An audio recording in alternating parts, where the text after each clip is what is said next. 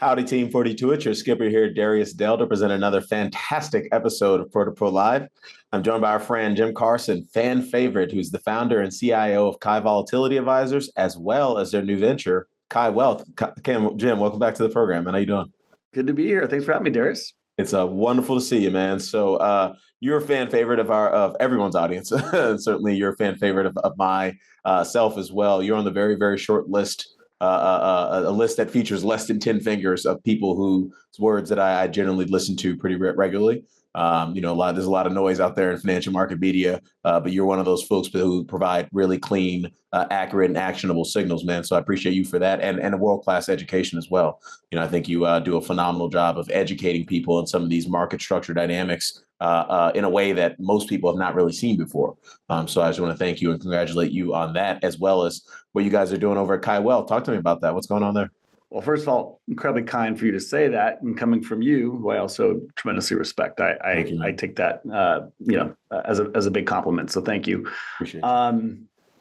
What are we doing? So Kai Wealth is a new venture started in May. It's a non-correlated wealth advisory program. So basically, if you think about it, the majority of the world is 60-40 stocks and bonds, directionally focused, owning, investing. Investing is broadly thought of as owning an asset.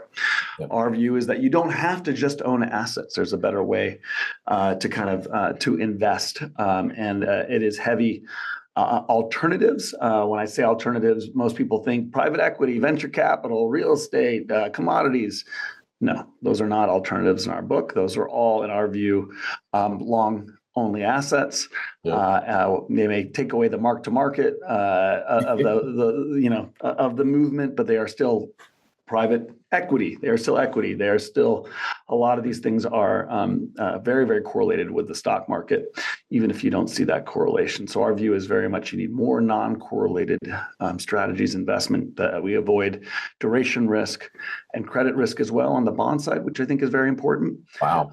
And so we're really focused on creating solutions for people to produce better risk-adjusted returns across their entire portfolio. That's a phenomenal product, man. A few questions and slap me on the wrist and tell me to move on if I'm coaching on some secret sauce. But what is the sort of underlying fundamental return stream that you're sort of tapping into, right? If you're not going to be long assets, what is essentially the strategy generating return from? Yeah. So before I dive into this, just as a disclosure, right? I don't take any of this as current investment advice, right? You probably already say that on the front of all of your stuff. If you're interested, reach out, and we're happy to have a conversation and work with you. That said, at Kai Wealth, we are very focused on kind of a 3 different bucket of allocations. One, instead of a bond allocation, we take an alternative approach to credit. We do what's called yield stacking. It's a much more efficient way to get after-tax yields that are actually better than you can get in the bond market, while taking significantly less risk. And how do we do that? I could get into the details today, but essentially what we do, what's called boxes in the options markets, which are a T-bill, synthetic T-bill.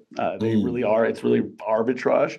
And they trade for 30 to 50 basis points higher. So that's an extra incremental yield. Doesn't sound all that sexy, right, to start. But what you don't realize is that's also tax advantage. So instead of paying ordinary income tax, you pay a blended 60-40, which gets you about 15% lower taxes. And if you have some tax relief on the form of deductions, it's actually lower than that because it's a 60-40, so you get the ordinary first. Anyway, a lot of details there, but what that amounts to is after tax, currently people are making about 2.5%, right, at the risk-free T-bill rate. And we get closer to 3.6% to start. So that, again, not going to make anybody like all that excited. You're making an extra 1.1 after taxes, but that's risk-free to make sure that's arbitrage. That's tax arbitrage, and that's options kind of synthetic arbitrage. And to get anything for free, especially when you're increasing your risk-free by 50%, is a huge deal. There are other benefits. The second you have that in your portfolio, you're getting 100% collateral on any stacking, any risk that you take in the options market afterwards, as opposed to a T-bill, you would only probably get 90%. And then on top of that, you'd have to have a complicated structure where you essentially have a collateral account, then you're getting it collateralized, and bank's going to charge you for that. There's a lot of things that make it more difficult to then stack on top of that. So you're starting with a structure in the options market that gets you that T-bill, and then that all counts as 100% collateral to then stack to the risk, to ladder risk essentially the way you want to. And you can create risk-defined strategies that have a statistical edge because of risk premium. And you can use risk premium in the form of put spreads, call spreads, all kinds of other structures that can then generate a yield on top of that. And you can do those at a very low leverage, better than cash secured. We do a max defined. Our favorite is a max defined risk of about 8.5%. You can do a back 30 years. This is not just a back test. It cannot lose more than 10%, but in over a 30-year period hasn't lost more than 8.5%, and because of the structure. And then and that can yield on average over time about 4% over risk-free. So and tax advantaged as well. So when you start looking at the basic numbers are, if you start looking at an 8.25%, 4.25% right now, risk-free, plus you're getting about 30 to 50 basis points better before tax on these boxes, plus another 4%. All of a sudden, you're looking at 8.5% plus. Wow. And then it's tax advantaged, which works out to something like a 6.5% after-tax yield, which then if you do turn into an effective, what would that be? It's closer to an 11% pre-tax return, given the tax advantage nature. And you're doing this for an 8.5 max drawdown risk, non-correlated, no duration risk, no credit risk. It's a dramatically better risk return profile. People look at it's different. So it's like people get scared and confused, and that's why these opportunities exist.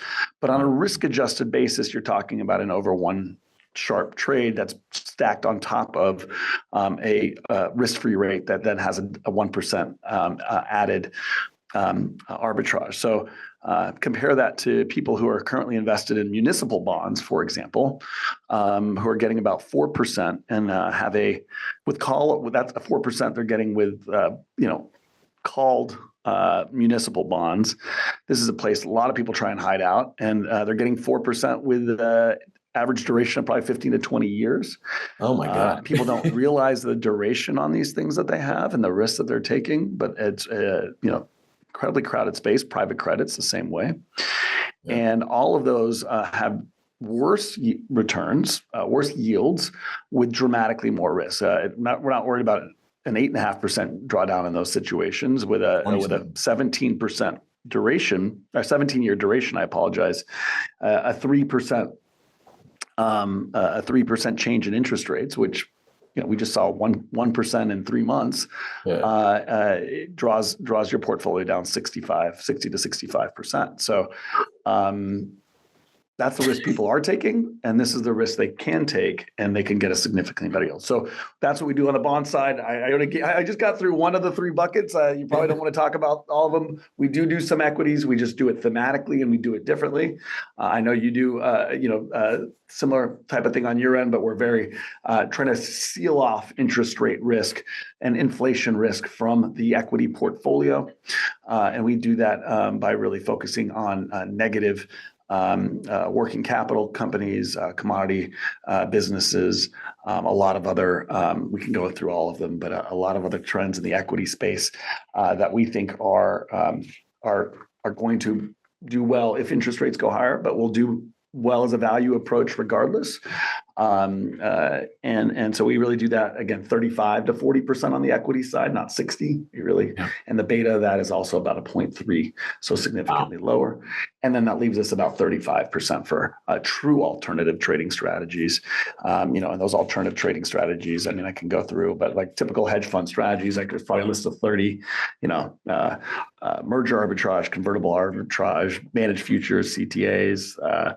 We include trend following in there, distressed debt, event-driven, statistical arbitrage, volatility arbitrage, commodity-focused hedge funds, and trading strategies, long-short equity, long-short credit, reinsured strategies, etc. I can go on and on. So there's a million. There we have a diversified alternatives fund, which invests in 15 non-correlated strategies that then also we provide as a product for our wealth advisory clients as well. So we're really trying to build out more and more product for our clients, more and more flexibility, more tools.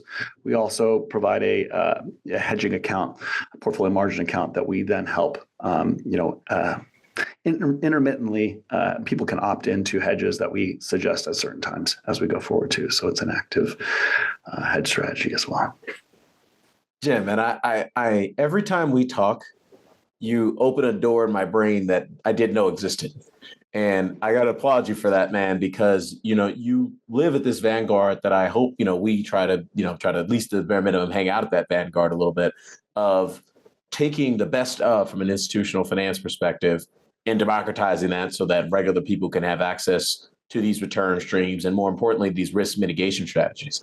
Now, you just talked to me about a multi-pronged approach. We have very similar ways in which we view our asset allocation, and our flagship KISS portfolio construction process breaks risk down into 3 buckets. We've completely eliminated, interest rate risk and credit risk from our strategy as well, for I'm guessing many of the same structural reasons that you see as well. We can talk about that from a fundamental standpoint.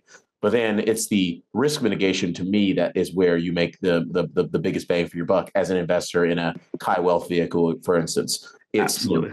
You're talking about Sharpe ratios north of 1, Kalmar ratios 1, 1.5. Most of those strategies you listed on the hedge fund side, you pick your average hedge fund, and again, I don't mean to be pejorative about that, but that they would love to compound returns at those rates. Now, most of them do that. They just don't do it consistently enough to warrant, allocating all of your capital to one particular fund or one particular manager. And so what you've done is a little bit of what our friend Bob Elliott done over at Limited Funds, is acknowledge that the persistency of hedge fund outperformance of active alternative strategies in general tends not to be correlated from a year to year perspective. So having that diversification and that balance also increases your risk adjusted returns because you're then adding non-correlated strategies. This is fantastic stuff, man. I'm really proud of you for building this. Yeah, I appreciate it. Yeah, I think you said the critical word diversification. I think people hear that word primarily tied to equity diversification, and don't really think holistically about what diversification truly is. Yep. Diversification should be applied truly across the whole portfolio, and distributionally, like your tails and your standard deviation should be diversified fully. And if you do that properly, that's the alchemy that happens at the multi-strategy hedge fund. Oh, yeah. People look at the Citadels and Millenniums of the world and, look at their gross returns, take out the fees. Yes, the fees are really high, and particularly at those entities. And then never mind the sales fees and everything that go on top of that from the third-party providers. But if you really strip out all the fees, what they're producing is phenomenal, and not just over a year or two. This is over decades and decades, and it's an industry. The whole industry is really that way. I mean, there are better ones and worse ones, right? Right. And so you have to ask yourself, how are they able to do that? Yet, the broad world is not, and it's simple. The answer is diversification, true diversification. If you can pull together, which is what we're, doing or attempting to do, right? And so far so good in our multi-strategy. If you pull together, 15 one Sharpe strategies that return 10% a year, that may draw down 15% every 2 years, like, that sounds good, right? But it's not nobody's gonna beat down your door to get that return. Yeah. It's good though. But the beauty of it is if you put those together and they're all non-correlated, now there's this beautiful magic that happens where, you still make 10%, but there's the risk part, right? And the Sharpe ratio goes to 2. And the drawdown goes down to not down to 10, not to 7.5, it goes down to 5. Yeah. And then you do what other industries like private equity do, or even private credit, where you deploy 50% leverage. And because these are in managed accounts of the fund, these aren't allocated out, and they have a lot of efficiency of capital. You can often notionally fund a lot of these strategies. Now the leverage is free. You don't have to borrow money to leverage. And so that 10% becomes 15 or 17 or whatever leverage you want to deploy. And it's a too sharp. You should be deploying leverage on it.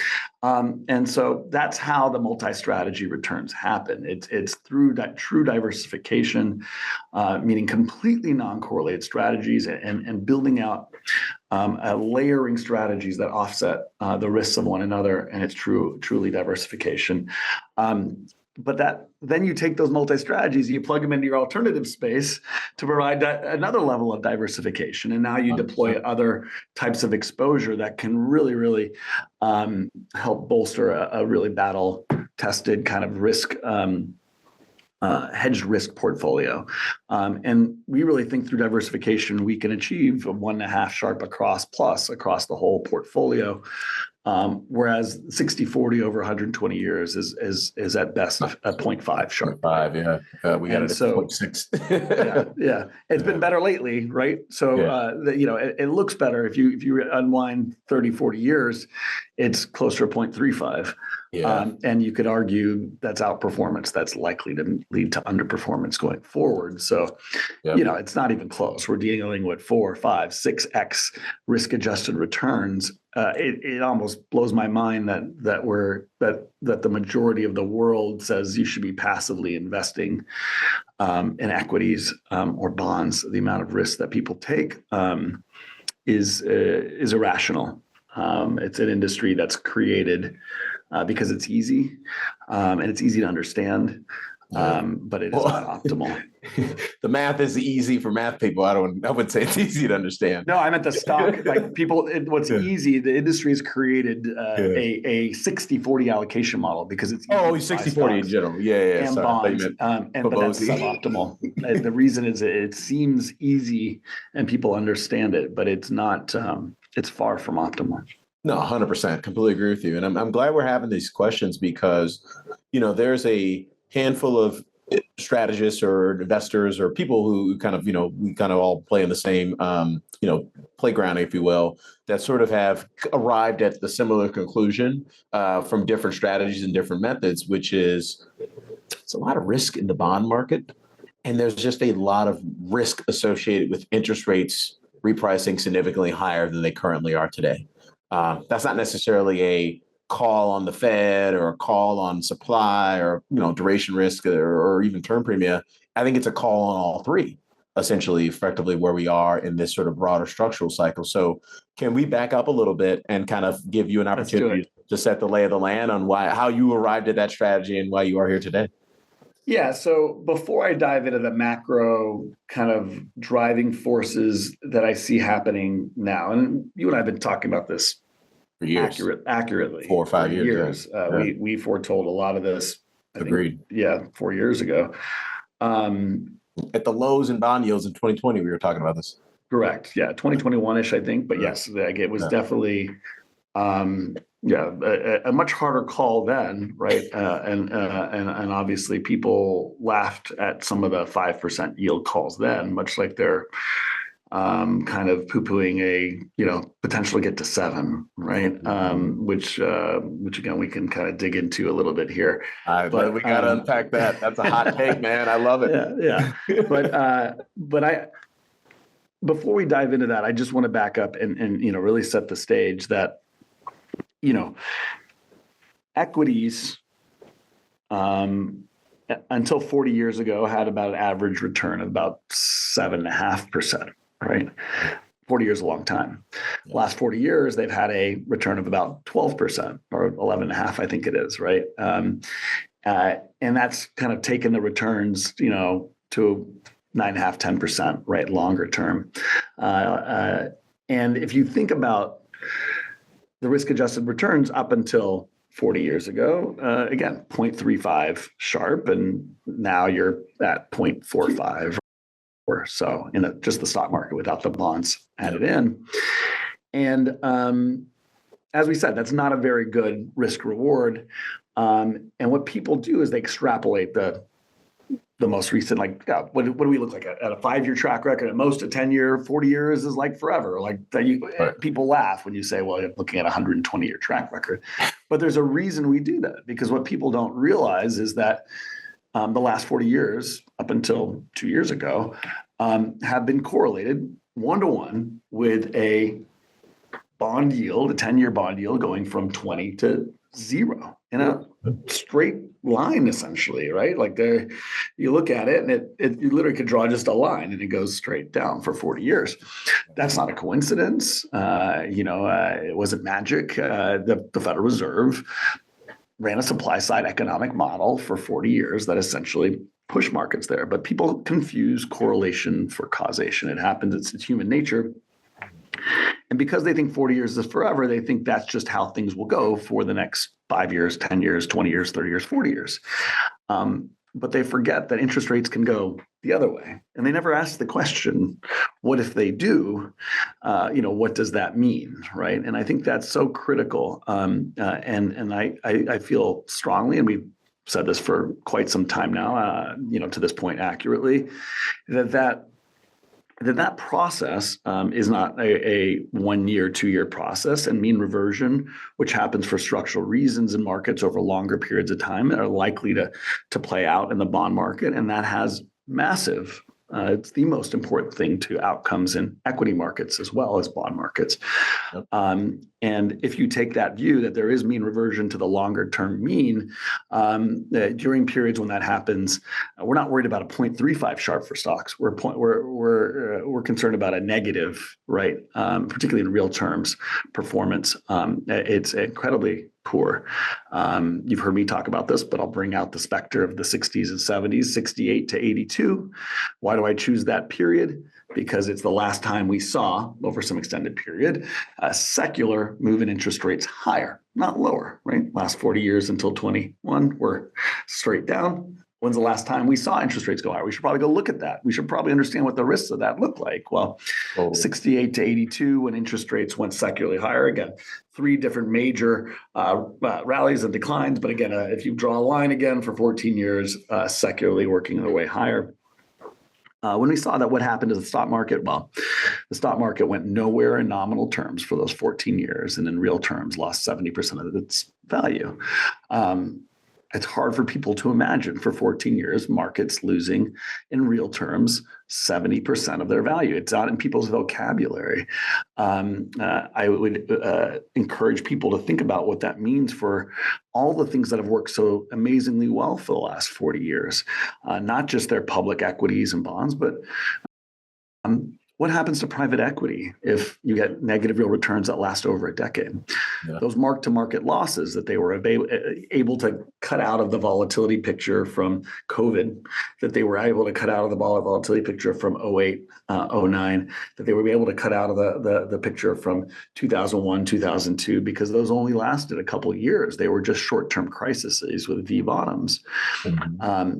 What happens if the market doesn't come back in a meaningful way, and that declines happen over a longer period of time? And in those situations, you have to realize that private equity, much like I talked about the multi-strategy, right? How they generate the returns. Multi-strategy is truly non-correlated. It's offsetting. It's all of its exposure. Private equity is not. Private equity is equity. It's diversified equity. But what happens to that equity factor risk if it happens over 10 years when you're deploying 100% leverage, which is what private equity is doing? Oh. Private equity is public equity, leveraged 2-to-1. And then charge, high fees on, and then not mark to market. And it looks great, almost like a diversifier, because you don't see the volatility. Well, that works until the volatility occurs over a longer period of time. So things like this, all the embedded leverage in the system, there's a ton that is kind of locked up and hidden away in banks, in private equity, and all kinds of private credit. You can go on and look at it all. And it's all bundled away and sat in a corner because it's not marked to market. And people say, well, it'll always come back. Look at the last 40 years. All of our models say, what happens if it doesn't. Yeah. Important to note that and understand the risk that people are taking and the risk that's embedded in the system based on recency bias. And again, the argument is not to scare people, but we probably should look at the possibility of bonds not going down, but also going up over some period of time if you're truly going to manage risk. Regardless of whether you believe the odds are higher of it or not. And I'm here to tell you that most entities don't and haven't. Because if they did, like I said, you take that last time that it happened as some general indicator of what can and is likely to happen in those scenarios. The performance of basically the overwhelming majority of how people manage their money is dramatically negative using that approach. And if wealth advisors are truly intended to be fiduciaries, I would say there's a dramatic amount of malpractice actually happening in the wealth advisory space and in the RIA space, bolstered by, candidly, the regulatory system, which itself is built up to incentivize passive investment as a lower risk option for uneducated investors. And so the whole system is really has dramatic risks that, again, will change under a scenario if something like that is about to happen, but it'll likely be way too late for the majority of investors. All right, so that's the preview. That's the big picture. Well, I was going to ask, that sounds like an institutional constraint. And I agree with your take, by the way. So if I sound like I'm playing devil's advocate, it's because I am. If the institutional constraint is the entire system is set up to funnel people into passive investing asset classes so that we can capitalize our national champions and we can capitalize our federal government, our municipal governments, how do we ever get to a scenario where we're approaching 7%, if you will, on the 10-year, or even much higher than 5.5%? Yeah, this is the argument that everybody, the right argument that everybody comes back with. That paired with the other corollary to that is the national debt, right? Which is also a similar argument. Like, how could we ever get there if it blows the system up, right? Well, famous last words.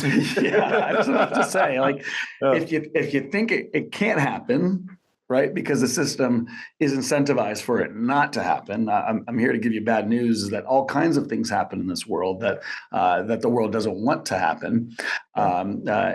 This one in particular, to address both of those specific issues. One, inflation, and this is where we can get into the macro picture topic a little bit, is not happening, is not something that the Fed can control. It is something that is a function of the populace, the people within a political system, saying we are not okay with money continuing to flow to the top. Yeah.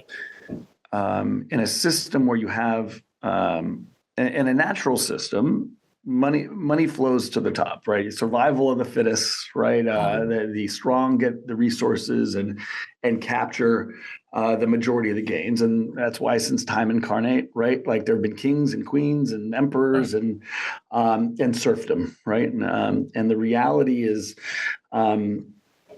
as human beings, we have a overdeveloped or frontal cortex, which helps us to manipulate the world around us, to control the world around us. But by definition, for that to happen, we have to have a well-defined sense of self, right? To manipulate the world, you have to know you are a thing that is manipulating the world around you. And that sense of self is something that's very relative to any other animal in the world, no matter how you think about things, is very specific to us.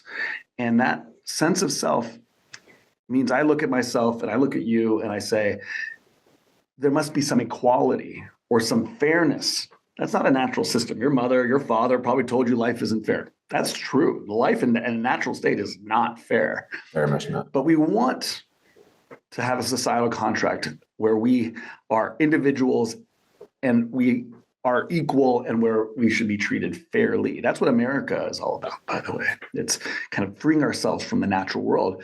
In order to do that, there's a natural entropy towards survival of the fittest in the natural system, right? Mm-hmm. And And our founding fathers here in the U.S. knew that. And knowing that, they created an elaborate set of checks and balances, right, to help avoid that entropy and to create a system that allowed people to be more fairly treated and to have freedom and not be subjugated to one another by power. But the system is not naturally set up that way. And so in a natural state, which is what the Federal Reserve was created, the right believes in a free market economic system because it's more efficient, which is true. And that system ultimately drives unequal outcomes, and dramatically so. So the Federal Reserve, through monetary policy, which is supply side policy, just pumps more oxygen into the system, more money. It's the same thing, right? Totally. And if you pump oxygen more and more into the system to help build more and more, what in the Mesozoic era, you pumped more oxygen in the air. What happened? We got really big dinosaurs. Totally. Like you pump more oxygen into the free market economy, and the corporations and the powerful become more and more powerful, and they grow and they create more technology, and globalization happens faster, and all the things, right? And that's what we've done for 40 years. And that's GDP maximizing. That's probably maximizing towards technological innovation and progress. Yep. Corporate profits. But the problem with that system is if we believe as a people in a system of fairness, it becomes over time dramatically unfair and unjust, much like the real world is, by the way. This is not a political argument. I don't want to sit here and debate the politics of fairness or whether fairness should exist. But these two things are diametrically opposed. And these two things ultimately are the two biggest pressures over time that drive to historical cycles, to big macro cycles. And at the end of the day, you get absolute power corrupting absolutely. You get everything going to the top until it gets to the let them eat cake moment, right? And, we've reached our let them eat cake moment. That's where we are. Inequality has grown dramatically in the developed world over 40 years. Gini coefficients have gone from 0.35, which is a measure of the statistical width of the distribution of wealth, to 0.45, 0.46. It's actually coming in a little bit as we start to have more populist policies, but it won't happen quickly. Nope. And as those things happen, the system is less efficient. It does all the opposite things of free market economics. It drives a demand push economy, which drives money to people, which then ultimately drives one-to-one velocity of money. Money that goes to the top is essentially zero. In the short term has an active velocity of money, but relatively low, and then eventually turns negative because money going to corporations finds its way to profit-seeking enterprises, which reduces the inputs, which human beings are a major input to the whole process. So we've said this before, but during the last 40 years, we've had 1.75% real GDP growth, approximately, give or take. About 0.75 of that has gone to median outcomes. What happened to the other 1%? It went to the top. If we were to say that 1% went to the top 1%, that's 100% per year, right? Yeah. For 40 years. There's you think you want to do a compounding exercise, try compounding 100% growth for 40 years. I mean, that's an exaggeration of the scale and size of this, and there is some trickle down, but the forces of supply side economics are incredibly powerful, and especially when done over that type of a period of time. So, anyway, I could go on and on for some time about this, but you see how when you get to a point where, and it's a generational issue, I think this is another big takeaway that we've talked about, but people assume it's just about wealth disparity and expansion and reduction in almost like a vertical sense between the rich and the poor. But what people forget too is that you can turn that wealth disparity on its side horizontally to generations, because when people come out of college, their labor or high school, and when they retire, their capital. And over time, people build wealth. So what's happened is over this 40-year period, which is 2 generations, baby boomers have become a greater and greater, they've been capital. They've benefited dramatically from this supply side economic model. Meanwhile, the millennials on down have been labor and have been the ones suffering through this issue. So when you see a generational divide and this kind of boomers, you hear that, or like the system's broken, or the angst. Where's the angst coming from? It's not coming from the boomers. It's coming from the millennials on down. They're the ones who've been stuck at home with mom and dad, unable to afford a home, unable to pay for their college education, et cetera. Is it any surprise that something like Bitcoin would come and be the essentially the zeitgeist of that generation? Totally. The zeitgeist. Why is that the zeitgeist of that generation? They grew up during a 40-year period where 0% money led to massive technological innovation.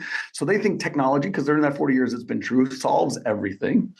So they think the system is unfair and broken. They want to burn it down. They want to break it, understandably, right? And how do you do that? Well, who's at the source of power for this? The Fed, monetary policy. And so, we need a fair system of monetary policy in their minds, right? And in order to do that, we have to create a technology that does that, right? Meanwhile, as a generation, they are way behind. They have 40% of the wealth creation, household formation of baby boomers at their time, of their generation. I think it's up to 45% actually now. So how do they catch up? Convex bets. This is what the YOLO calls are about. It's also what Bitcoin and crypto is all about. And so they're driving all the money that they're now starting to get into.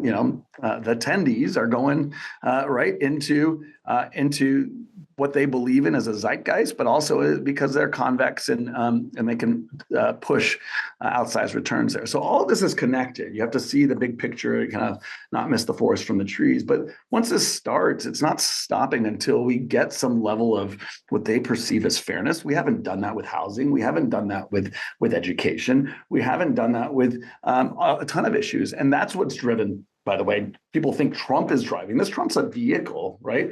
Biden was a vehicle. AOC, Bernie Sanders, whether you're left or right, they're all vehicles for this populism. And it's not about right or left. The reason Trump is important is because he's brought the right left, right? Yeah. And that's the departure that's been so critical for getting policy actually pushed. People don't think about it, but all the policy started, the more populist policy started with Trump. It continued and was reinforced during COVID by Biden, which was like the catalyst to unleash a lot of that. But the reason Biden was able to do all that was because Trump had brought the right left. And the right can no longer stand up to populist policies because the policies were essentially their policies as well. So I'll stop there. But the point here is, once this process starts, it's hard to turn back. There are things that can change the path over a year or two or three, but those pressures are massive pressures. The incentives have changed in the system, and that's what leads to secular outcomes changing. 100%, man. That was a massive, folks. If you guys didn't have a pen and pad down or some ability to record, I guess we're going to post this to YouTube so you can replay it. But that was a masterclass in geopolitical economics and tying together a lot of very important dynamics that will have very significant influence over both the economy and asset markets over the long term. Colin, can you throw this slide up on the screen? This is slide 96 from our January macro scouting report. I created this chart for the first time, probably a decade ago, maybe over a decade ago, sometime in the early aughts. And what I noticed in creating the chart at the first time, which is probably down around here, was that this sort of breakdown, we had a significant sort of departure from what had been a long-term kind of stable social contract between labor and capital, labor being the blue line and capital being the red line. Labor is labor share of gross domestic income, and the red line is corporate profit share of gross domestic income.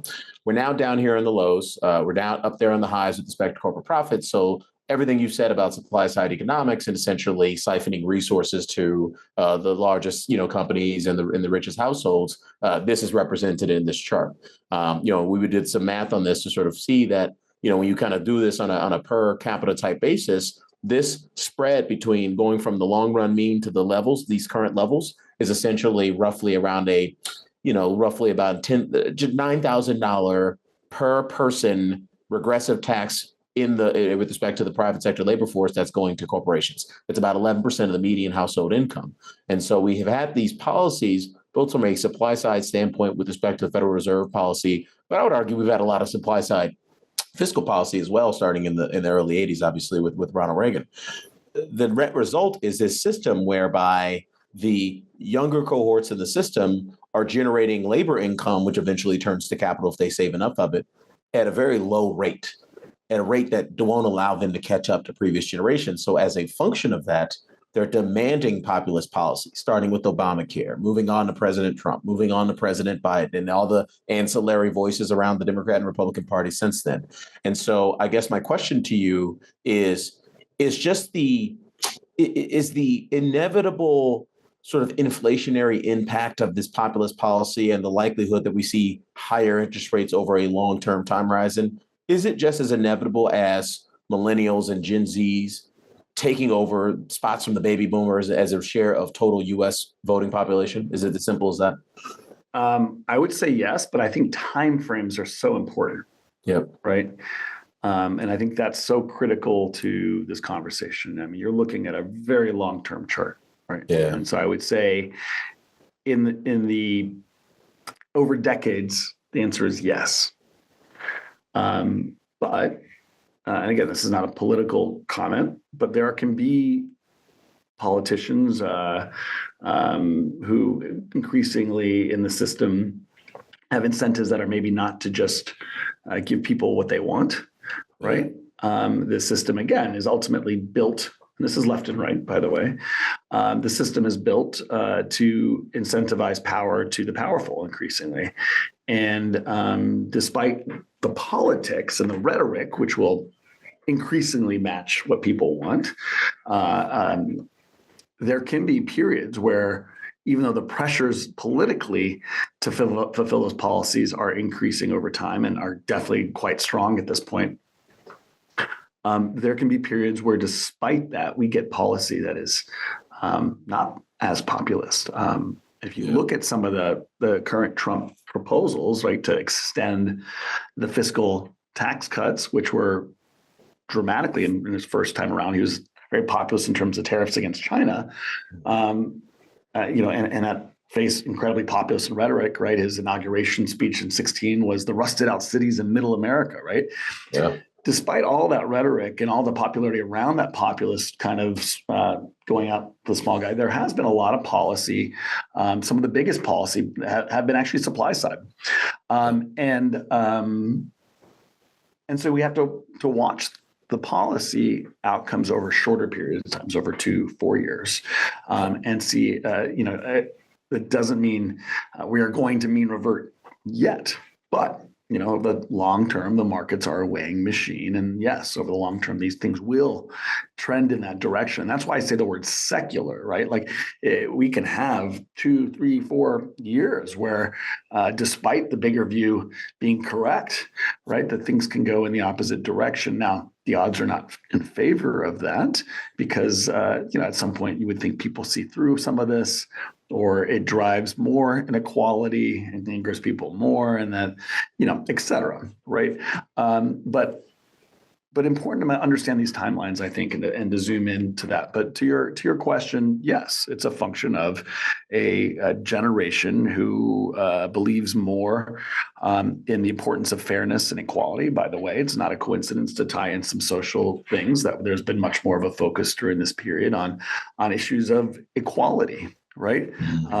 In other ways, not just economic equality. Right. If you look at the 60s and 70s, similar. Right. Those periods happen generally in line with generations who value that more because, to a great extent, equality has been a problem for them.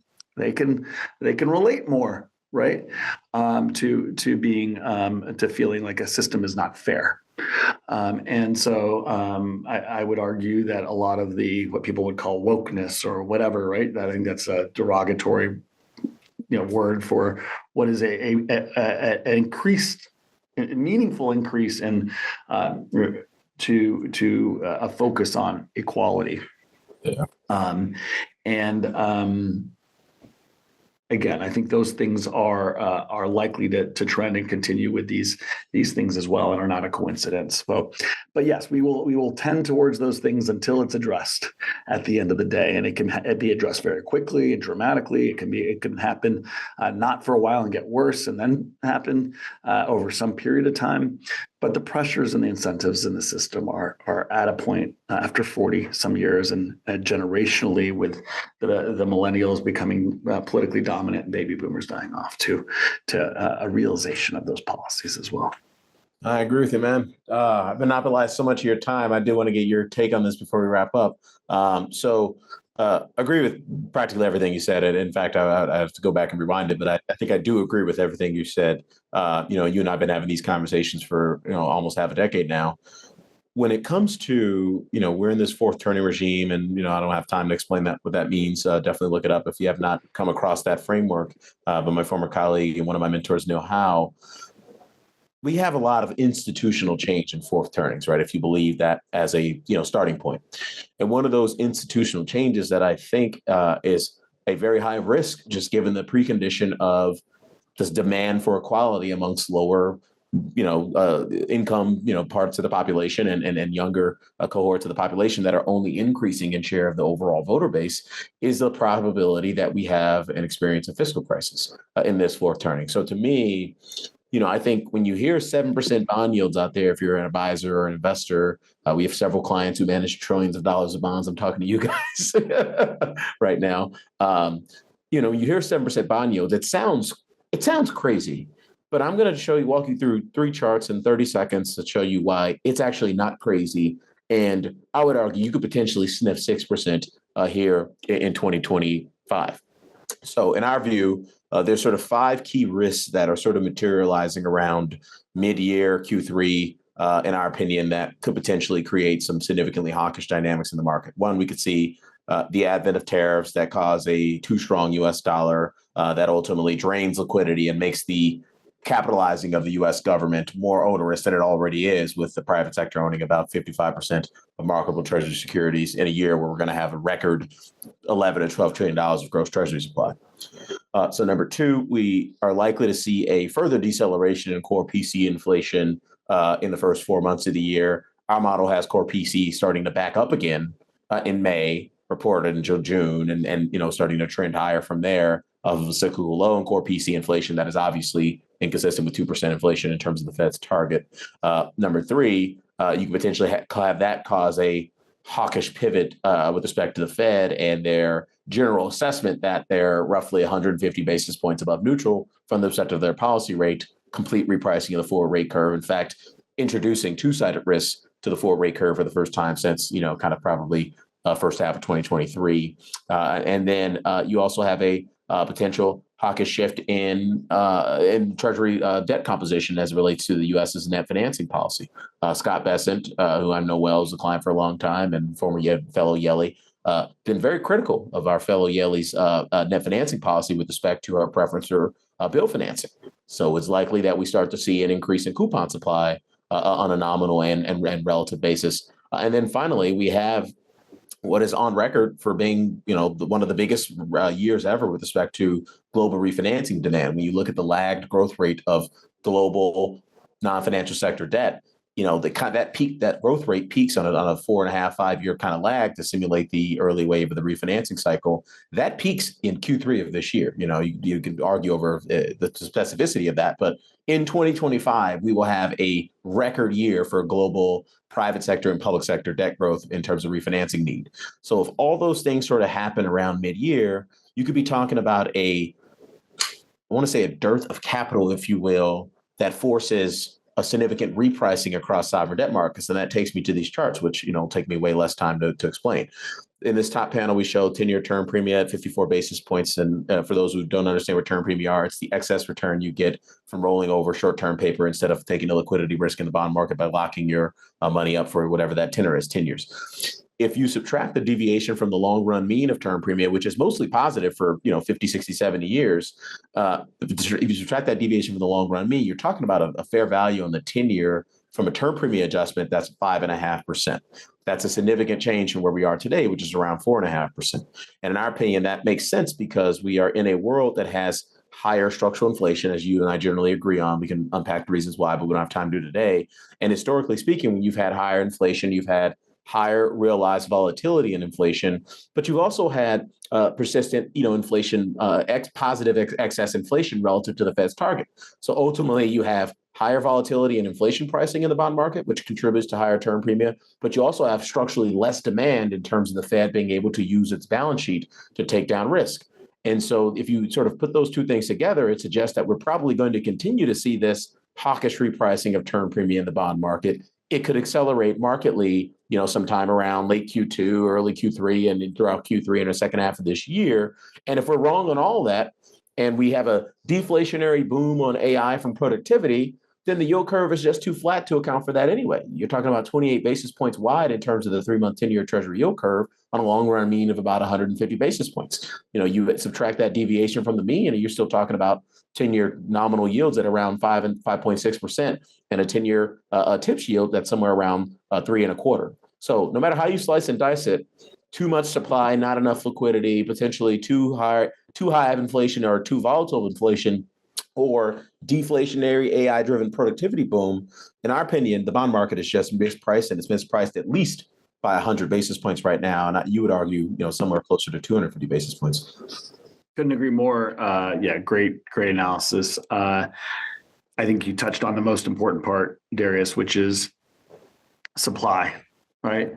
The weighing machine matters over a decade, right? The voting machine, short-term outcomes, the next year or two are a function of supply and demand. And quite simply, the amount of supply of bonds and refinancing, however you want to put it, right, in the market is a function of a lag. If you go look back when we hit lows, 4 years or so ago, right? Totally. That 5-year mark is important. Yeah. And there's a ton of refinancing that has to happen at 5 years. Not to mention the U.S. government itself has really kind of pushed all the issuance right to the front end of the curve. So it is going to be hard to meet that supply, and the net result will likely be higher interest rates. Never mind the inflationary structural pushes that we've mentioned otherwise. So, it's not a good time if you are sitting there thinking, well, interest rates are going to revert back to 0 or 1 or 2 or 3%. I think you're kind of missing the big picture if you're still looking in the rearview mirror at the last 30, 40 years, thinking we're going back to that regime. Amazing. So I think we just made a great pitch for why investors need to be having a lot less duration in their portfolio, potentially a lot less credit risk as well. Maybe not, but certainly on the durations risk side. And so if you're an investor and you got a lot of bonds in your portfolio, whether it be munis or treasuries or global bonds, please reach out to my man, Cem Karsan, to talk about how to mitigate some of those risks while also achieving similar type returns. I think that's a phenomenal product you're putting out there into the world to help some folks, really stay on the right side of market risk over a long-term basis. So where can we send folks to find you? KaiVolatility.com or KaiWealth.com. You can find me on social media at Jam_Croissant. Again, you can find me back on here with you sometime. It's always great to be here with you. It's a real blessing to be here, man. I learn a ton. Every time we talk, I learn a ton from you over the years. Man, you're just a good dude, a great educator, and a good person, man. So keep it up. Feelings mutual, buddy. Great being here, Dave. Take care, Darius. See you, buddy.